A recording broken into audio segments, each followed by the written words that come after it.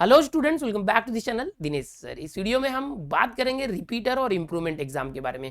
अगर आप किसी एक या एक से ज़्यादा सब्जेक्ट में फेल थे और आप रिपीटर एग्जाम देना चाहते हैं, या तो आपके मार्क्स कम आए थे और आप इम्प्रूवमेंट एग्जाम देना चाहते हैं, तो जुलाई में जो एग्जाम होती थी इस साल कोविड की वजह से वो नहीं हो पाई थी। अक्टूबर में अरेंज करने की कोशिश की जा रही थी बोर्ड की तरफ से, लेकिन नहीं हो पाया।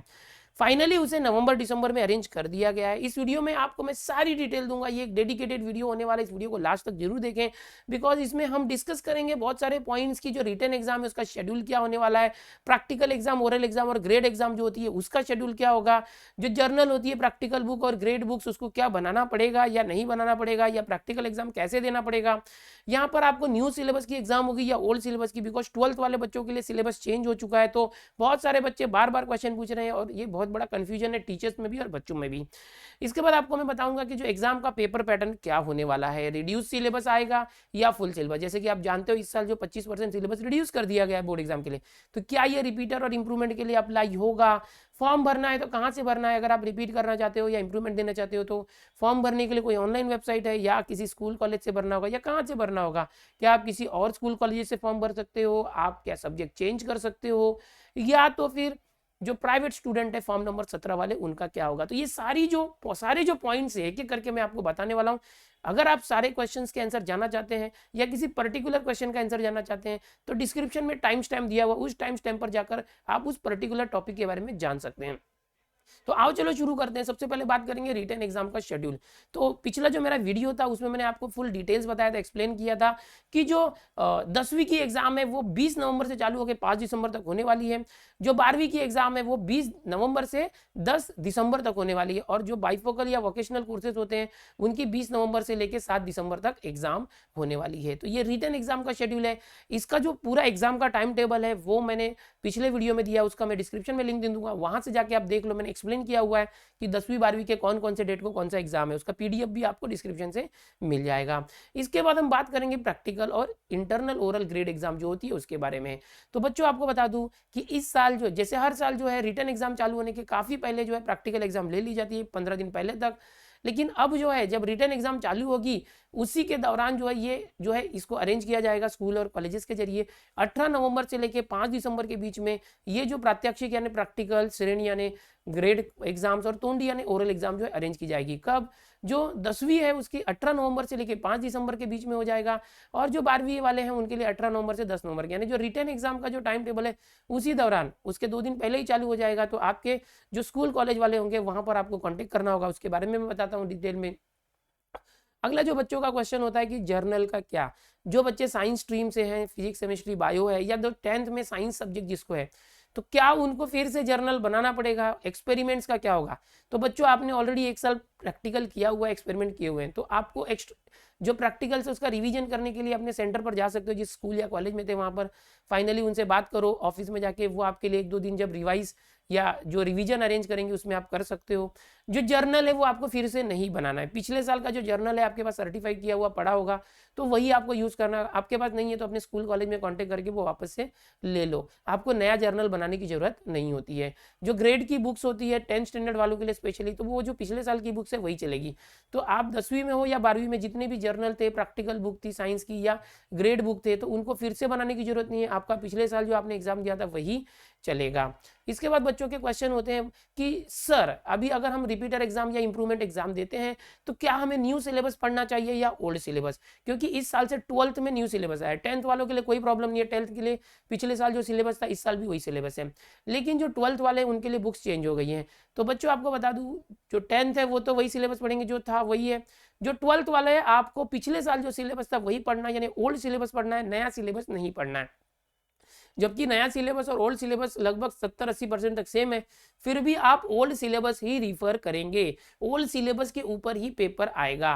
पिछले 16 सालों से मैं पढ़ा रहा हूं और कई बार बुक्स चेंज हुई है, और जब भी बुक्स चेंज होती है तो बच्चों के सामने और टीचर्स के सामने यही सवाल आके खड़ा होता है कि जो रिपीटर बच्चे या इंप्रूवमेंट वाले बच्चे हैं उनको ओल्ड पढ़ना या न्यू। तो स्टार्टिंग में 10-12 साल पहले मुझे भी कन्फ्यूजन होता था, लेकिन जब भी बुक्स चेंज होती थी, मैं बच्चों के फॉर्म फिलिंग करवाता था, तो मैंने पाया कि जब भी एग्जाम होती थी ओल्ड सिलेबस की ही एग्जाम होती है। इस बार भी आपको ओल्ड सिलेबस की एग्जाम होगी। क्यों? क्योंकि आपने ऑलरेडी ओल्ड सिलेबस पढ़ा हुआ है। तो जो सिलेबस चेंज हुआ था आपके लिए नहीं था, जो करंट ईयर के रेगुलर बच्चे हैं उनके लिए। तो 100% गारंटी के साथ आपको, आप जब 10th या 12th में थे उस समय जो सिलेबस था वही सिलेबस पढ़ना है। जो नया सिलेबस 12वीं के लिए है वो नहीं पढ़ना है, ओल्ड सिलेबस की पढ़ाई करो। तो उम्मीद करूंगा आपका ये डाउट क्लियर हुआ होगा, क्योंकि बहुत सारे बच्चे मुझे कमेंट में यही पूछ रहे हैं। अगला जो क्वेश्चन है कि एग्जाम का पेपर पैटर्न कैसा होगा, क्या जो पेपर पैटर्न इस साल आया है, चेंजेस है उसमें, वो आएगा? तो बच्चों लास्ट ईयर जो आपने एग्जाम दी थी वही पेपर पैटर्न आएगा, उसी तरीके से सब आएगा। जो भी एग्जाम पेपर पैटर्न था वो सेम है, वो चेंज नहीं हुआ है। हाँ, जो न्यू सिलेबस है उसके लिए चैप्टर के वेटेज चेंज हुए हैं। बहुत सारे बच्चे मुझे प्रश्न पूछते हैं कि सर रिड्यूस सिलेबस होगा या पूरा सिलेबस आएगा? जैसे कि आप जानते हो कोविड की वजह से 25% सिलेबस कम कर दिया गया इस साल। तो अभी जो नवंबर दिसंबर में एग्जाम होगी 10वीं और 12वीं वाले बच्चों की, तो क्या उन्हें पूरा 100% सिलेबस पढ़ के एग्जाम देना है या 75% पढ़ के ही देना है? जो डिलीटेड सिलेबस है वो नहीं पढ़ना है क्या? तो बच्चों आप पिछले साल पूरा पढ़ाई कर चुके हो, आपके लिए स्कूल कॉलेजेस पूरे चले थे, 100% पढ़ाई हुई थी, सब कुछ हुआ था। तो जो भी बच्चे रिपीट कर रहे हैं या इंप्रूवमेंट एग्जाम देना चाहते हैं उनके लिए फुल सिलेबस है, उनके लिए सिलेबस रिड्यूस नहीं हुआ है। सिलेबस उन बच्चों के लिए रिड्यूस हुआ है, कम हुआ है, डिलीट हुआ है जो अभी 10वीं में है, इस साल 12वीं में है। जो आगे चल के 2021 में मार्च या मई में जो भी एग्जाम होगी वो बोर्ड एग्जाम देंगे, उनके लिए सिलेबस कम हुआ है। जो रिपीटर और इंप्रूवमेंट एग्जाम देने वाले हैं, आप पिछले साल जितना 100% सिलेबस था वो पूरा आपको पढ़ना है। इसके बाद एक सवाल है कि फॉर्म कहाँ से भरें? फॉर्म भरने के लिए बच्चों अगर आप 10वीं में हो तो 10वीं जहां से आपने किया जिस स्कूल से, उसी स्कूल से आपको फॉर्म भरना है। अगर आप 12वीं में थे तो आप जहां से 12वीं में थे, जिस कॉलेज में थे, उसी कॉलेज से भरना है। आप किसी स्कूल या दूसरे स्कूल या कॉलेज से नहीं भर सकते। आपको अपने ही स्कूल या उसी कॉलेज जहां से आप 12वीं में थे वहीं पर, या जहां आप 10वीं में थे वहीं से फॉर्म भरना है। वहां ऑफिस में जाके विजिट करना है। अभी 20 तारीख से 29 तारीख तक डेट है, तुरंत जाके फॉर्म भरो। अब क्या ये किसी ऑनलाइन वेबसाइट बोर्ड की है जिससे हम खुद भर सकते हैं? तो आपको खुद नहीं भरना है, आपको अपने ऑफिस में जाना है, कॉलेज या स्कूल के, वहां पर आधार कार्ड और 10वीं या 12वीं का जो आपका रिजल्ट है, आपने जितनी भी बार एग्जाम दिया, आपने 2 बार एग्जाम दिया होगा तो 2 10वीं की या 12वीं की, तो उतना रिजल्ट 2 जेरोक्स लेके जाओ। आपका जो लिविंग सर्टिफिकेट 10वीं या 12वीं के बाद साथ में मिला होगा उसको लेके जाओ। आप साथ में 2 फोटो भी लेके जाओ। और वो जो कॉलेज का ऑफिस स्टाफ है वो आपका ऑनलाइन फॉर्म भरेगा, आपको ऑनलाइन फॉर्म नहीं भरना है।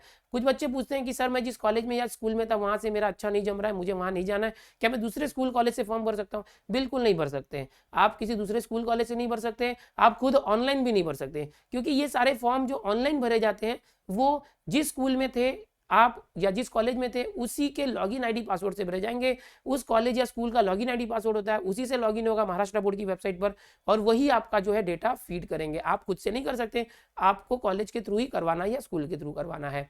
अब इसके बाद जो अगला क्वेश्चन है वो है क्या हम सब्जेक्ट चेंज कर सकते हैं? तो जो रिपीटर बच्चे हैं वो 1 या 2 सब्जेक्ट में फेल होते हैं, 3 सब्जेक्ट में फेल होते हैं। तो आप अगर 1, 2 या 3 सब्जेक्ट का या 4 सब्जेक्ट का एग्जाम दे रहे हैं तो आप सब्जेक्ट जो है अपना चेंज नहीं कर पाएंगे, क्योंकि ऑलरेडी आपके पिछले सब्जेक्ट में, पिछले रिजल्ट में वो सारे सब्जेक्ट शो हो रहे हैं, तो आप सब्जेक्ट नहीं चेंज कर पाएंगे। लेकिन अगर इंप्रूवमेंट वाले बच्चे चाहते हैं कि पिछले बार उन्होंने जो 6 सब्जेक्ट लेके एग्जाम दी थी उसमें से कोई सब्जेक्ट रिप्लेस करना चाहते हैं तो वो ऐसा कर सकते हैं। लेकिन इसमें सपोज कोई बच्चा है जो मैथ्स ड्रॉप करना चाहता है या बायोलॉजी ड्रॉप करना चाहता है, उसके जगह पर साइकोलॉजी की एग्जाम देना चाहता है या इकोनॉमिक्स की एग्जाम देना चाहता है, ज्योग्राफी की कोई भी, तो अगर वो ड्रॉप करना चाहे और सपोज वो साइकोलॉजी का एग्जाम लेना चाहता है मैथ्स के बदले या बायो के बदले, तो वो जिस कॉलेज में था उस कॉलेज में क्या वो सब्जेक्ट अवेलेबल है? अगर अवेलेबल है आप वहां जाके कांटेक्ट करो अपने कॉलेज में। अगर वो बताते हैं कि हाँ हमारे पास मैथ्स या बायोलॉजी को रिप्लेस करके दूसरा सब्जेक्ट अवेलेबल है, तो ही आप सब्जेक्ट चेंज कर सकते हैं, अदरवाइज आप सब्जेक्ट नहीं चेंज कर पाएंगे। इंप्रूवमेंट वालों के लिए ज़्यादा चांस है, सब्जेक्ट चेंज हो सकता है, बड़े बड़े कॉलेजेस में सब अवेलेबल होता है। तो मोस्ट ऑफ क्वेश्चन मैंने कवर कर लिए हैं। यहाँ पर अब फाइनली जो प्राइवेट स्टूडेंट है फॉर्म नंबर 17 वाले, उनके लिए बता दूं कि ये जो पूरा प्रोसेस मैंने अभी बताया रिपीटर और इंप्रूवमेंट का, ये आपके लिए नहीं है, ये उन बच्चों के लिए है जो एक बार 10वीं या 12वीं दे चुके हैं, पास हो गए हैं या फेल हुए हैं। फॉर्म नंबर 17 या प्राइवेट स्टूडेंट वो होते हैं जो रेगुलर स्टूडेंट होते हैं और जो एक भी बार 10वीं या 12वीं अपीयर नहीं किए हो, जो पहली बार 10वीं या पहली बार 12वीं दे रहे हैं, जो फ्रेश स्टूडेंट होते हैं। सिर्फ फर्क ये होता है कि ये स्कूल या कॉलेज में नहीं जाते, ये घर बैठे पढ़ाई करते हैं करेस्पॉन्डेंस या प्राइवेट तरीके से।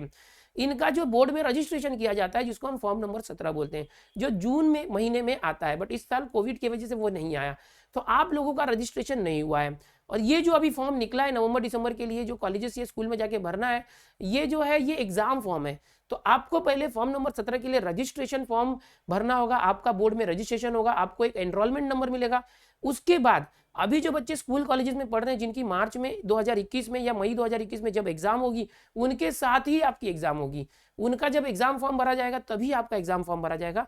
लेकिन आपका फॉर्म नंबर 17 जो है तुरंत ही निकलेगा, जल्दी ही निकलेगा, और उसकी जानकारी मैं यहाँ पर चैनल पर दूंगा। जो फॉर्म नंबर 17 होता है उसको भरने के लिए बोर्ड जो है आपको स्पेशल एक वेबसाइट देगा, उस वेबसाइट पर जाकर आपको फॉर्म फिलिंग करना होगा। वो सारी जानकारी मैं देते रहूंगा, चैनल से बने रहना।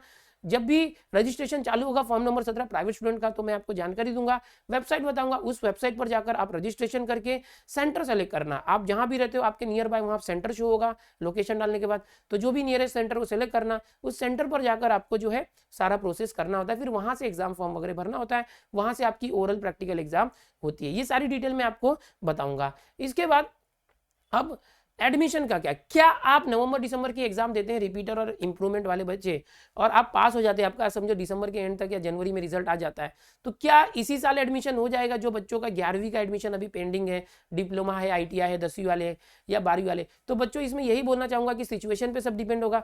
अगर एडमिशन शुरू रहे आपका एग्जाम होने के बाद रिजल्ट आने तक, तो आपको एग्जाम मिल सकता है एडमिशन, नहीं तो आपको ड्रॉप लेना पड़ सकता है। तो ये सारी बातें हैं। अब आगे फाइनली आपको बताना चाहूंगा कि आप निराश ना हो, मैं आपके साथ हूं। ये सारी चीजें जो मैंने बताई इसमें सारे डाउट आपके कवर कर लिए मैंने। आप सभी को ऑल द बेस्ट, सब कुछ अच्छा होगा। फॉर्म कैसे भरने से लेके सारी चीजें मैं चैनल पर बताने वाला हूं। आगे चल के जो भी डिटेल आएगी, चैनल को आप सब्सक्राइब करके रखो, बेल आइकन बटन दबा के रखो, ऑल पर क्लिक करके रखो। ओके, सारी लेटेस्ट अपडेट आपको मिलती रहेगी। यहां तक आपने वीडियो को देखा, उम्मीद करूंगा आपके सारे डाउट क्लियर होंगे। बाय एवरीवन, मिलते हैं नेक्स्ट वीडियो में।